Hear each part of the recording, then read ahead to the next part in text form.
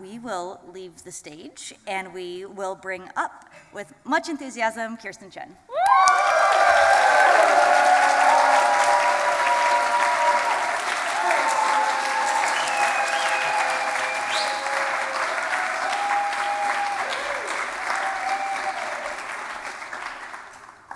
Wow, that was fun. Thank you all so much for coming. Thank you to Leah and Gwen and Adam and the staff. Thank you to Chris. I'm having so much fun teaching with you and also learning so much. And thank you to our brilliant and fearless workshop, who is such an inspiration. And I also wanted to dedicate this reading to two young Singaporean writers who are here, Max and Gemma.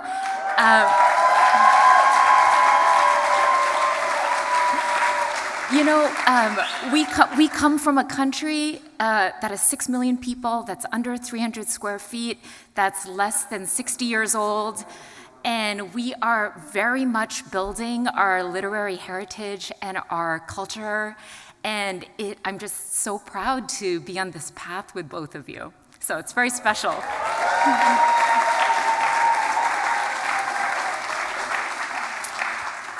So I'm going to read two short excerpts from my most recent books. The first one is called Bury What We Cannot Take. It came out in 2018. It's a novel that is set in 1957 on a tiny island off the coast of southern China. And the story opens with a 12-year-old boy, Aliam, who catches his grandmother defacing a portrait of Chairman Mao with a hammer. The family gets in trouble and has to flee very quickly to Hong Kong. But when they devise this plan to get the necessary exit permits, they're told they have to leave a child behind as proof of their intention to return. Sorry for the tonal shift. I promise the next reading will be light. So I'm just going to read a short excerpt from the point of view of the mother. Her name is Seok-hoon.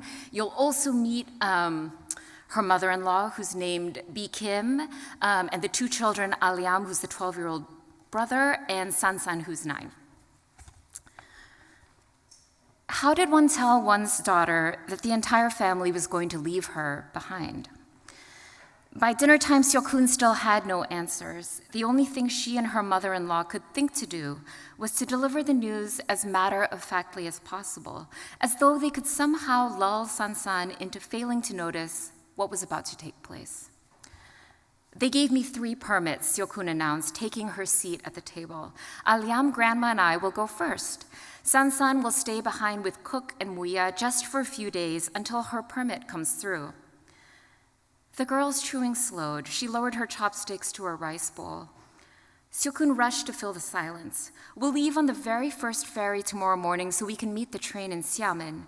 Bi Kim chimed in. Did you hear that, Aliam? Make sure you get all your packing done tonight. The girl stared into her bowl. Seok-hoon kept talking in that same relentlessly cheerful voice. Auntie Rose will stop by every day, so don't even think of skipping piano practice. When you arrive, you can play your new piece for your pa. He'll be so impressed. Ah, yes, said Bi Kim. Your pa loves Chopin, always has. San's face gave nothing away. How many days? 1 or 2, Seok-hoon said. 4 at the most. San's eyes locked onto hers, and she read something like defiance in her daughter's steady gaze. If the girl refused to be placated, then couldn't she at least sob and shriek like other girls her age? It'll go by in no time. Cook can prepare all your favorite foods, said Seok-hoon, ridiculous words that would soothe only a younger, simpler child. That's a marvelous idea, Bi Kim said. Girl, write down everything you want to eat so Muya will know what to buy at the market. San bit her lip. I don't really care. Seok-hoon shot her mother-in-law a look of desperation. What about Popiao or Kiampeng? Asked Bi Kim. Aliam said, give her my permit. I'll stay behind. Seok-hoon's pulse soared. The permits have already been assigned, she said. Aliam's still unchanged voice always rose in pitch when he was agitated. But if someone has to travel alone, shouldn't it be me? Seok-hoon's hand smacked the table. I can't discuss this right now. I have enough to worry about as it is. Aliam squinted and looked away, and Seok-hoon regretted her tone. May I be excused? San asked. Bi Kim leaned over. Are you feeling ill? Do you have a fever? She pressed the back of her hand to the girl's forehead. Seokun motioned for her mother-in-law to retreat. Go ahead. Her daughter's footsteps blasted down the hallway. Sansan's bedroom door slammed shut, the noise as sharp as any rebuke. In the center of the table, a skin of fat had congealed on the brown sauce in the dish of braised pork. May I be excused too, said Aliam. Seokun threw down her napkin. Whatever you want, she said. I have to give the servants their instructions. She stood and went to the kitchen. Bikim tried to make up for Seokun's harshness. Your father needs you by his side, she told the boy. I know, he said, but I'm worried about Sansan. From behind the kitchen door, Seokun watched her mother-in-law smooth the cowlick on the back of her son's head. The boy had grown several centimeters these past months, but was still small for his age. Bikim said, Cook will take Sansan all the way to the border. She'll only be alone for the very last stretch, and then we'll meet her in Hong Kong. She released a strained laugh. Have some faith in your sister. Seokun turned to find Cook and Muya waiting by the stove. Don't worry about little miss, Cook said solemnly. We'll take good care of her while you're gone. In 2 days, he was to go back to the Safety Bureau to try again. Seokun handed over an envelope for the director, fattened with even more money than the first, along with a promise to send twice that amount for Cook to keep once Sansan was safe in her arms. Muya wiped tears from her eyes, even though everyone supposedly believed the family would be gone for no more than 2 weeks. Master will recover, she sniffed. I know he will. Seokun thanked them for their well wishes and retired to her room to finish packing, making sure to leave several valuables prominently displayed, a crystal vase of chrysanthemums that were just starting to wilt, perfume bottles with yellowed French labels. When she was done, she went to her daughter's room. The light was on, but Sansan lay on top of the covers with a pillow over her face. Her beloved doll was splayed on the rug. Seokun picked up the doll and smoothed its sparse blonde mane. What happened here? Sansan kept her face covered. I'm too old for dolls. Seokun set the doll on the nightstand. Are you feeling a little better? No. Seokun sat down beside her daughter, who didn't make room on the bed. When she lifted the pillow off Sansan's face, the girl threw her forearm over her eyes. Seokun said, It's only a few days. You already said that. The girl rolled over to face the wall. She stroked her daughter's back, her fingers lingering on the faint knobs of her spine. I'll miss you, Sansan. In a spiteful voice, the girl replied, but it's only a few days. When had her children grown so rancorous, so mean? All right then, Seokun rose to her feet. Her daughter's shoulders trembled ever so slightly, and she softened her tone. Do you want me to turn out the light? I don't care. Seokun tugged on the chain, and in the darkness, her daughter stirred. Mama? Seokun held her breath. Yes? What if Pa dies before I get there? Seokun flew to the bed and enveloped Sansan. He'll wait for you, I swear. At first, the girl's thin body held taut, but when Seokun tightened her embrace, Sansan melted in her arms. Tears streamed out of Sansan swiftly, silently, soaking Seokun's neck and chest. In that moment, Seokun believed she and her daughter could stay intertwined like this, that she would never have to let go.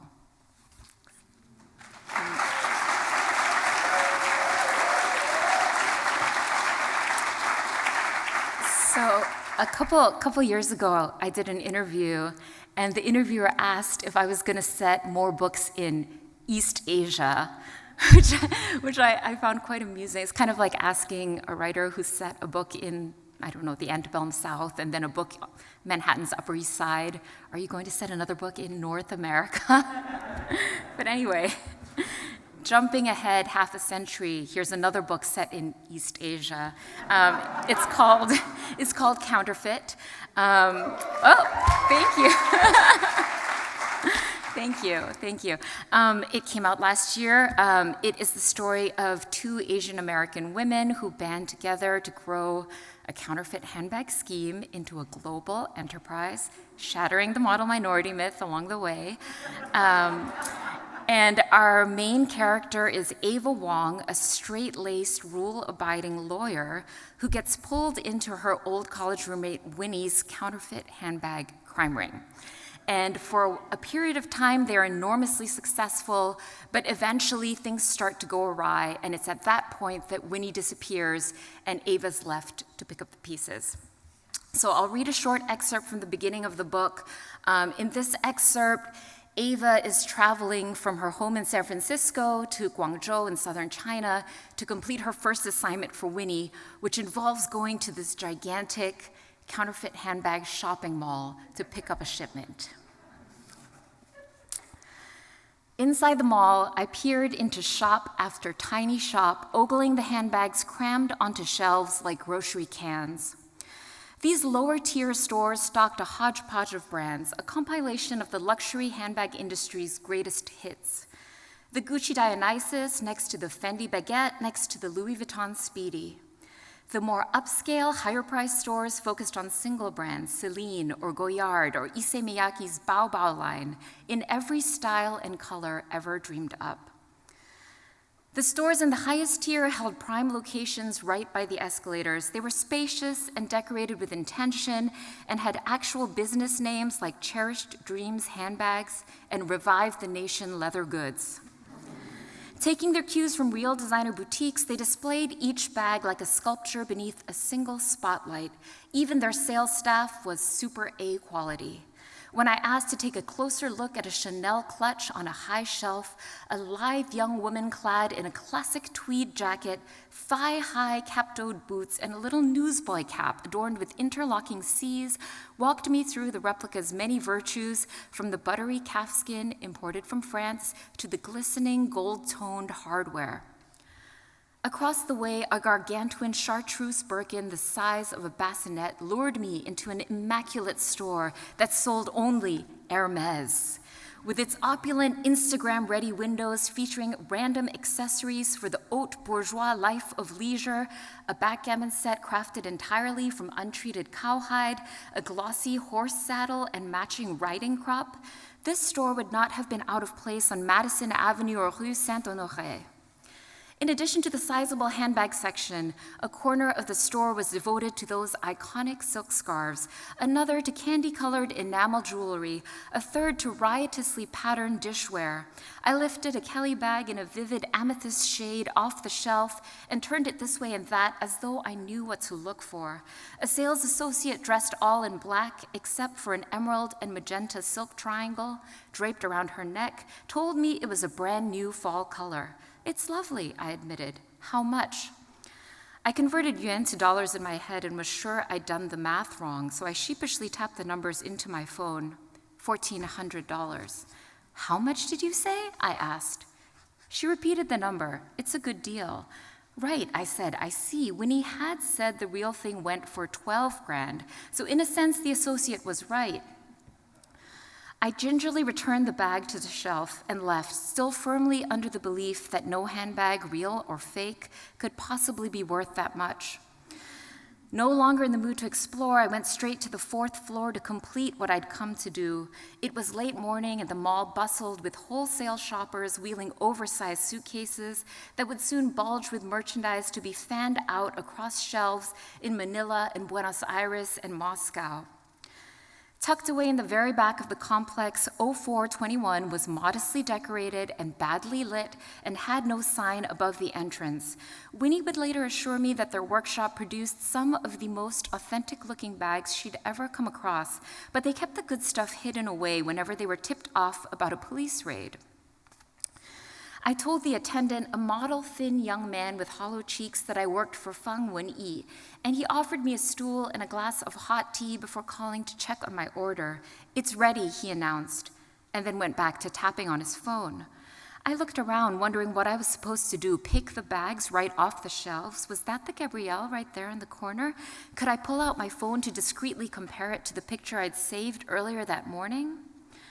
An older man burst into the store. He was short and muscular, sporting fashionably ripped jeans and pristine white high tops. "Nice to meet you, nice to meet you. Come with me," he said, without bothering to introduce himself. I was confused. Where? Now he was confused. Where? To get your bags. "Oh," I said, "good, let's go." He led me down a back staircase that reeked of cigarette smoke. "You're American?" he asked, scanning me from head to toe. "Yes. That's why my Chinese is so bad." He laughed. "It's decent." "So where are we going?" I asked. He pointed into the indeterminate distance, down the road. He walked briskly, dodging motorcycles, ignoring traffic lights, and I fought to keep up, raising the palm of my hand to drivers in both a gesture of apology and a plea for them to brake before they hit me.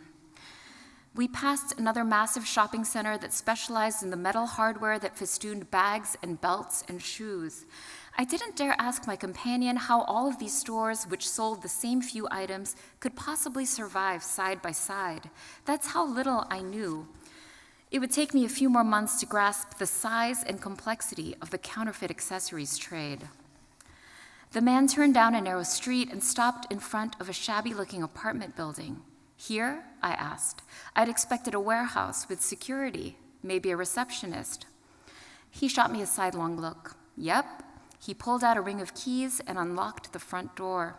I followed him down a darkened hallway, listening for any signs of life beyond the walls, sniffing the air for cooking smells. The building was eerily still. If, for some reason, I had to scream, would anyone come to my aid? He stopped before the last door at the end, and I sized him up. He was only a couple of inches taller than me, but when he pushed open the door, his forearm flexed, displaying ropey muscles, bulging veins. He flicked on a light. A slim length of neon yellow glinted in his back pocket, a box cutter. I took a step back. Hold on, I said, pulling out my phone and studying the blank screen. Sorry, I have to take this call. He left the door ajar. I typed a message to Winnie. This man, older, short, muscular, wants me to go inside his apartment? This can't be right. I stared at the screen, willing a response to appear. Who knew who else was inside that apartment waiting for a naive American to stroll right through? I removed the money from my wallet, 2 measly 20s, and jammed them into my bra. I laced my house keys between my fingers and wondered if, when push came to shove, I'd really dare gouge out an eye. I checked my phone. No response. The man's head popped around the side of the door, startling me. Ready? What choice did I have? I stuffed my phone in my purse and went inside. Bulging, jumbo-sized garbage bags filled the floor of the main room, which was unfurnished except for 2 plastic chairs and a plastic table with an overfilled ashtray all pushed up against one wall. The door clicked shut, and I heard the man turn the lock. Sweat surged beneath my arms, but my mouth went dry. Behind my back, I clenched my fingers around my keys. Want something to drink? I stammered, no thanks. He picked his way to the kitchen and emerged with 2 green bottles of beer, one of which he held out to me. I shook my head, and he shrugged and deposited the spare on the plastic table. He pulled the box cutter from his pocket, extended the blade, and deftly popped off the bottle cap before taking a long swig.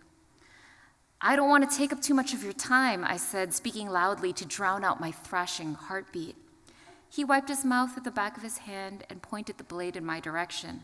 I sucked in a breath. You and Fang Wen-yi, how long have you been working together? What was the right answer?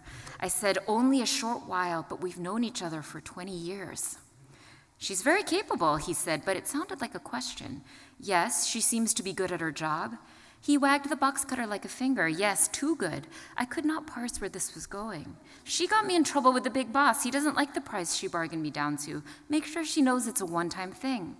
I'll pass on your message, I said. I don't make decisions. I follow instructions. I'm supposed to inspect the shipment? He stuck the box cutter in his back pocket, took another swig of beer and belched softly.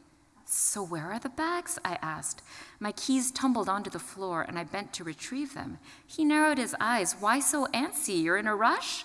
The lie gushed out of me. Yes, actually, my family's here in Guangzhou. I'm meeting them for lunch, my husband and my son. Your husband, he's American? I knew what he meant. Yes. What does he do? He's a surgeon. How old is your son? 12, I said, and then wondered why I bothered to lie. I pictured Ollie and my imaginary 12-year-old crashing through the door to rescue me. The man closed the distance between us, and like one giant muscle, my entire body tensed. When his hand went for his back pocket, a cry rose in my throat. He pulled out his phone. My son's 10, he said, almost as big as yours. He thumbed the screen and offered an image of a chubby boy spinning a basketball on one finger. I could have collapsed onto the heap of garbage bags in relief. Very handsome, I said. Thank you.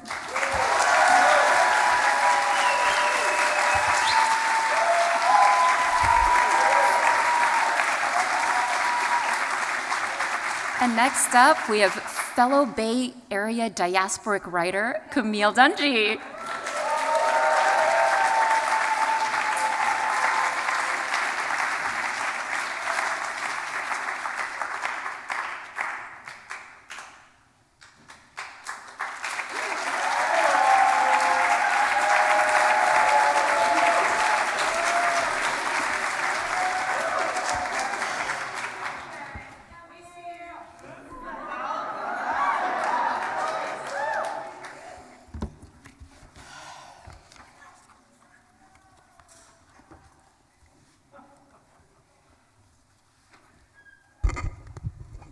Let me tell you, America, this one last thing. I will never be finished dreaming about you. I had a lover once, if you could call him that. I drove to his apartment in a faraway town like the lost bear who wandered to our cul-de-sac that summer. Smoke from the burning mountain altered our air. I don't know what became of her. I drove to so many apartments in the day. America, this is really the very last thing. He'd stocked up for our weekend together on food he knew I would like. Vegetarian pad thai, some black bean and sweet potato chili, coconut ice cream, a bag of caramel popcorn, loads of Malbec. He wanted to make me happy, but he drank until I would have been a fool not to be afraid. I've been drinking plenty too. It was too late to drive myself anywhere safe. I watched him finger a brick as if to throw it at my head. Maybe that's a metaphor. Maybe that's what happened. America, sometimes it's hard to tell the difference with you. All I could do was lock myself inside his small bedroom. I pushed a chest against the door and listened as he threw his body at the wood. Listened as he tore apart the pillow I had sewn him.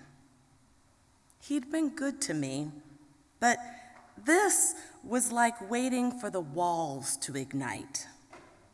You've heard that, America? In a firestorm, some houses burn from the inside out.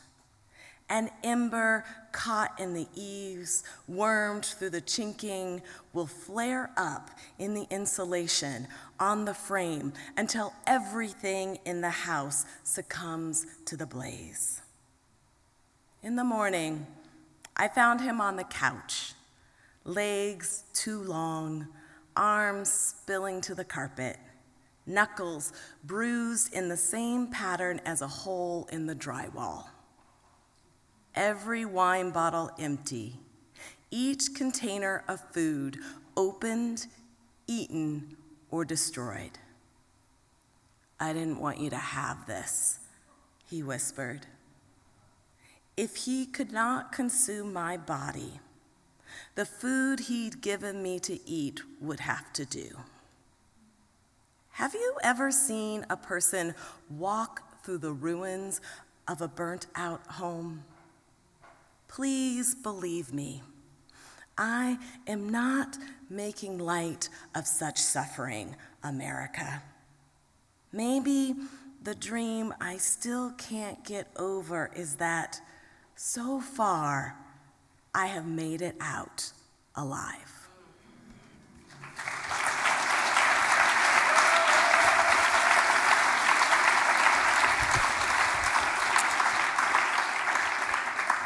Thank you. And thank you. Leah and Gwen and Adam and the staff and my incredible co-faculty. Wow, y'all wow me a lot. And the fellows and scholars and participants and everybody, you are just amazing humans. And that's a thing that I'm saying because it's a thing to say in this place, right? But also, some of you know that I didn't even want to come here. I didn't want to come. And Leah was like, please. And I was like, you sound really nice. Okay, I'll try. But it was super grudging. I was super. And then within 3 days, I was like, I'm in love with everything and everyone. It's great. So thank you to everybody who has worked so hard to make a place that was, for me, really actually one of the worst experiences I've ever had in my life, turned into this beautiful place.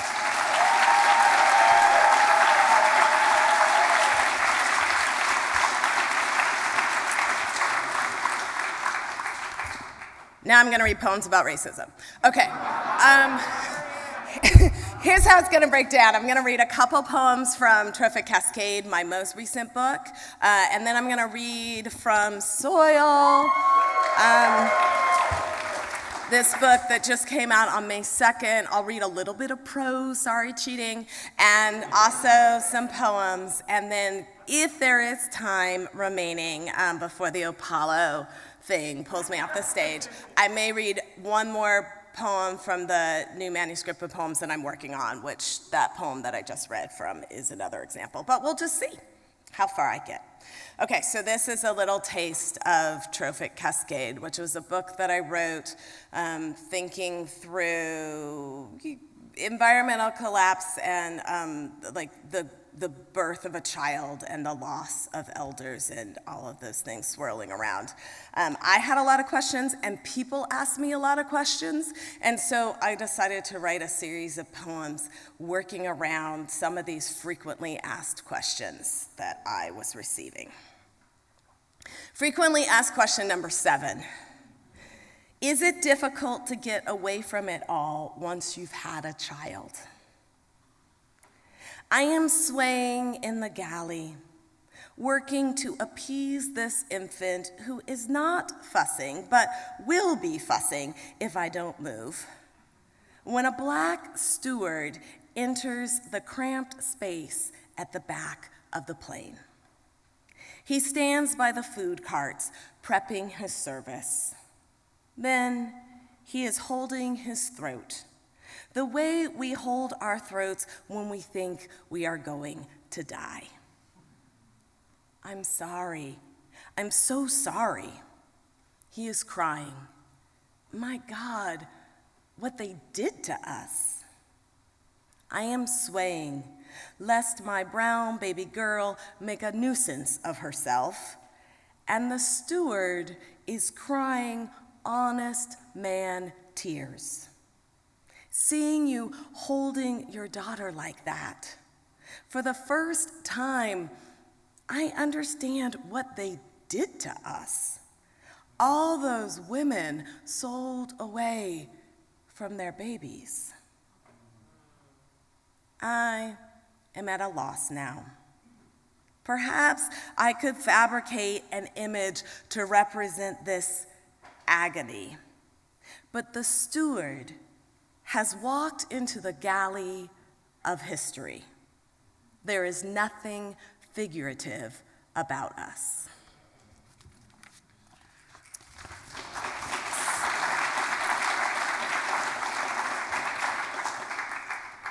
Frequently asked question number 8.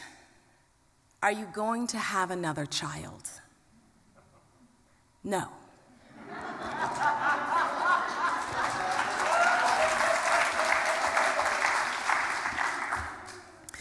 All right, so Soil, the subtitle of Soil is the story of a black mother's garden, and it looks at my family's attempt to diversify the landscape around us from the ground up in our home in northern Colorado, which isn't the most diverse community in the whole world. So it's like a touch and go process, as all gardening is, and the book kind of works through some of the challenges and also some of the rewards. Here's part of the start of the project. One October morning, 6 years after we moved into the house, a large white truck dumped 7 cubic yards of shredded cedar mulch to cover our driveway. Then the truck dumped another 7 cubic yards of compost-enriched topsoil onto the street in front of our house. The Wednesday the soil and mulch arrived was not a calm day. Since the weekend, wind had blown at rates of up to 40 miles an hour. Drastic weather changes here can kick up a barometric fuss. The night before, our house shook in gusts more than once. Fallen leaves blew everywhere and gathered with dust motes and stray trash in crevices around our porch and patios and shrubs. Such winds come to Colorado to warn us that, though the day rose warm, by nightfall, our yards could be blanketed in snow. That October Wednesday was not the ideal day to open our home to many $100s worth of soil. Why couldn't they deliver on Friday? My husband asked a few days before the truck arrived. Because Wednesday is the day it's coming, I said. Set on completing the first steps on our yard project before Halloween, a week away when costumed and sugar-crazed kids would crawl through our neighborhood, I hadn't considered the wind. I simply called the landscaping supply company to arrange delivery, and the delivery was there. Ray and I danced around the mound on the street, trying to protect our soil from the wind. Our friend Tim stopped by briefly on his way to deliver a jacket to his daughter at the nearby elementary school. He couldn't stay to help, but he watched our frenzied movement for a moment. If this isn't a metaphor for marriage, I told Tim, I don't know what is.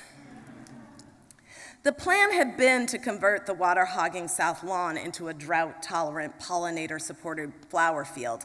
But between a book tour that had me out of town nearly weekly from June to October and the work of overseeing some interior renovations when I was home, most of 2019's planting window had slipped by me. A snowy spring had run right into the blazing heat of summer, then it was fall, and soon the snow would start flying again. What are you going to do about the south lawn? Ray asked several times that summer. He was enthusiastic about the idea of creating a yard with more breath of life than the turf that had come with the house. Like me, he'd read climate reports in The Guardian and the New York Times. Both of us knew the catastrophic impact on local pollinators wrought by decades of American suburban lawn culture.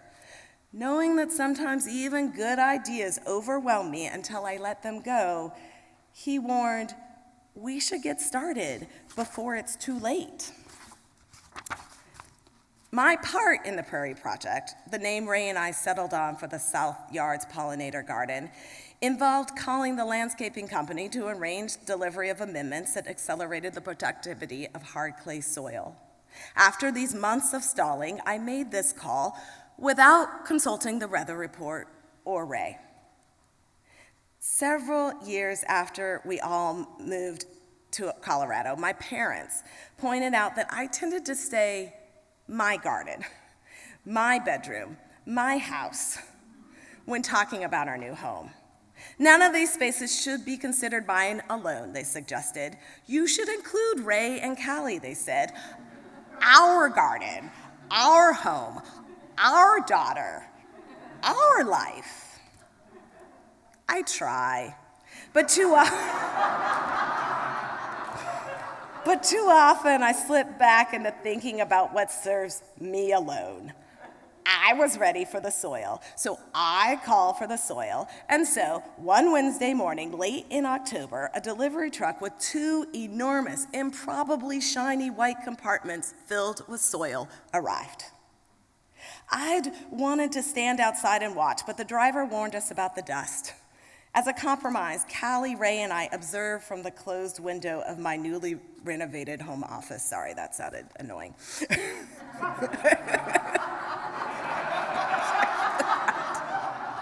My worst Goodreads review so far is like, so she's a NIMBY? I guess maybe. I found the delivery thrilling. What engineering feats must go into figuring out how to lift that heavy bed and its otherwise secure tailgate, so each payload, but only one payload at a time, poured into a controlled pile within feet of our front door. Mounds high and wide enough to fuel a dirt biking child's dreams emerged out of the dust cloud like figures in a magic show. When I showed my student a video of the truck dumping an SUV-sized load of soil in what appeared to be the middle of the street, she observed my delight and laughed when Callie noted how admirably cars shifted course around the road's new obstacle. Next, she noticed Ray emitting what might have been the world's longest, deepest, most exasperated sigh.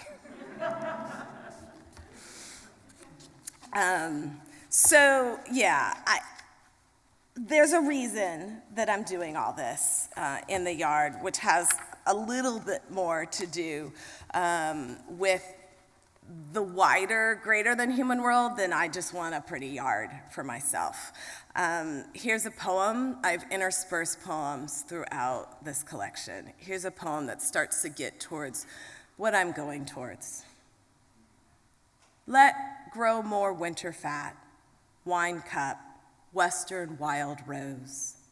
So little open prairie left, little waves of blue stem, little fuzzy-tongued penstemon, quieter the golden current, nodding onion quieter now as well.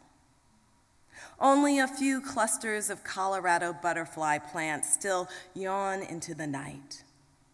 Where there once was prairie, a few remaining fireflies abstract themselves over roads and concrete paths.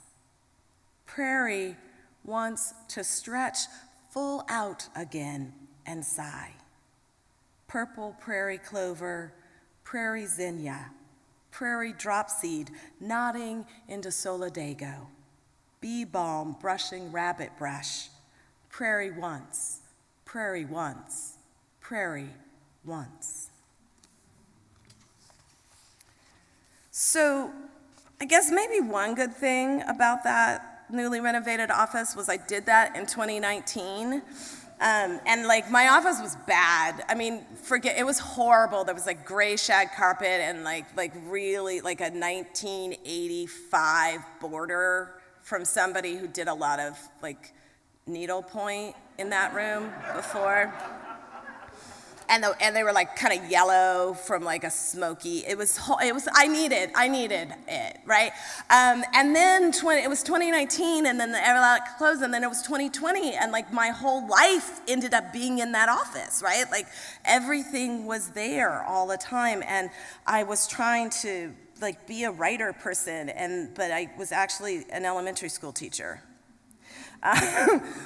Because my daughter was home for that year, and I was overseeing her education, and she kind of caught my anxiety, poor sweetie, because that was a really hard year to try and be a child and a person in the world, and so we thought it would be really fun to grow butterflies. It's not, don't do it. Butterflies are outside animals.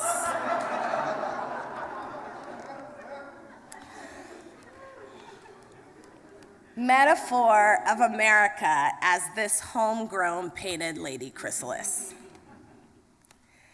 My head has come off, and by a string of my own creation is dragged what remains of my last meal. Here too, you see my waist and my brothers and sisters. You can take this literally or not. Whatever I might have been has dissolved. When you moved me, I shook like a leaf preparing for autumn. The child panicked, but soon I returned to my patience. Call it potential if you're feeling optimistic. There will be wings, bright, brown, black, with just a little white to set things off.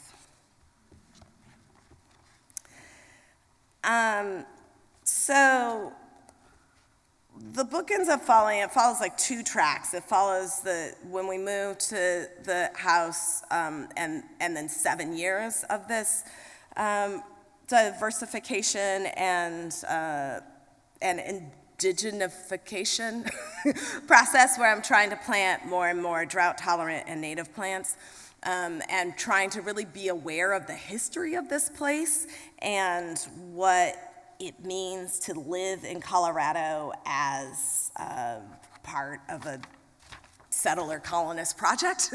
But also I'm a native Coloradan, and so this kind of confusing thing of being both from that place and very, very aware of the long, awful history of what allowed me to call this place my home. And so I think about that, and also we had the largest wildfire in Colorado history, came within 10 miles of my house, and there was an election. So, some things were happening, and as I work through the prose part of this book, I'm thinking about and reflecting on a lot of all of that, and then there would be times where I just ended up thinking, maybe I can only think this through in a poem. So this poem has a pretty tight constraint, I'll tell you all, because you're thinking about how to write sometimes.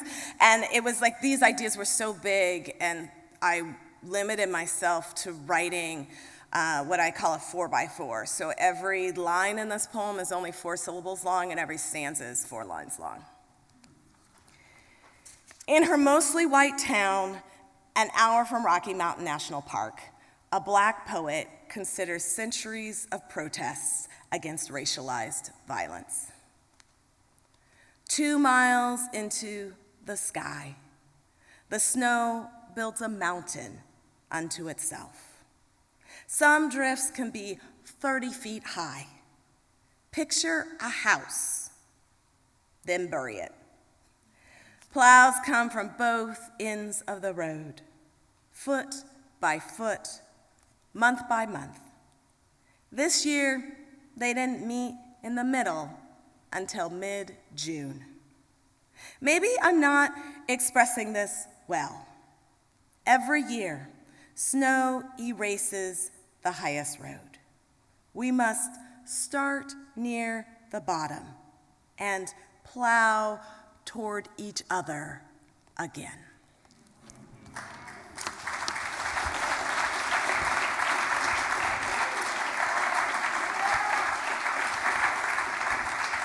All right, I'm going to read one more. So this is from something I hope will happen one day.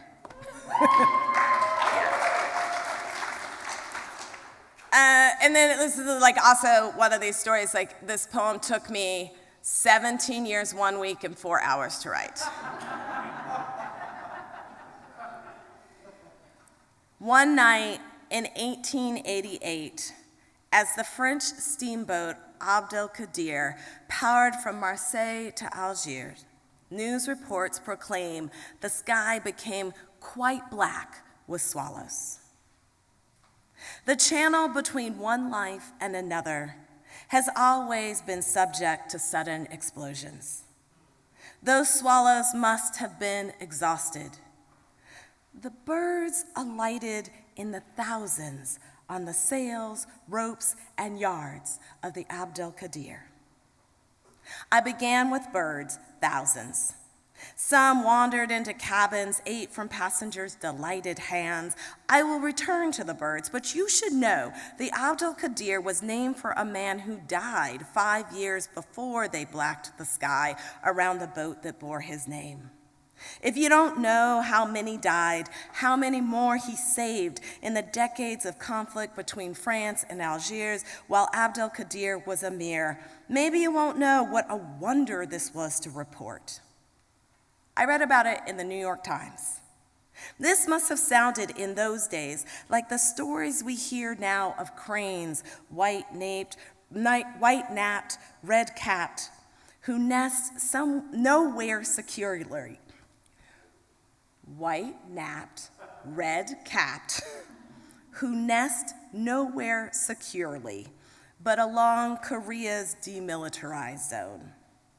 Those winged strangers remained all night on the vessel, the article claims. In the morning, fed and rested, they flew off for coastal islands still controlled by Spain, which, as you know, once kept as its own our neighbors, Honduras, El Salvador, Mexico. I've been trying to write about the Abdelkadir swallows for more years than I am able to count.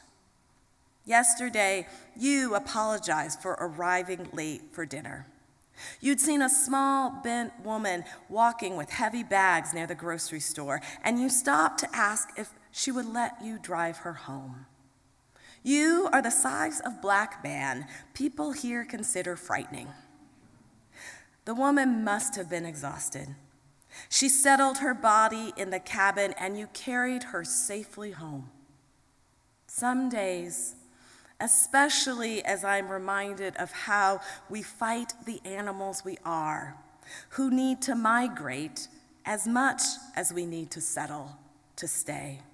How we'll tear apart and strand and starve and slaughter that part of us who takes flight from one place to some other.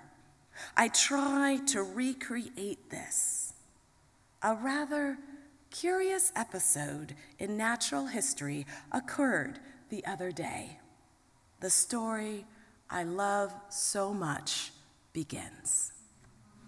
Thank you.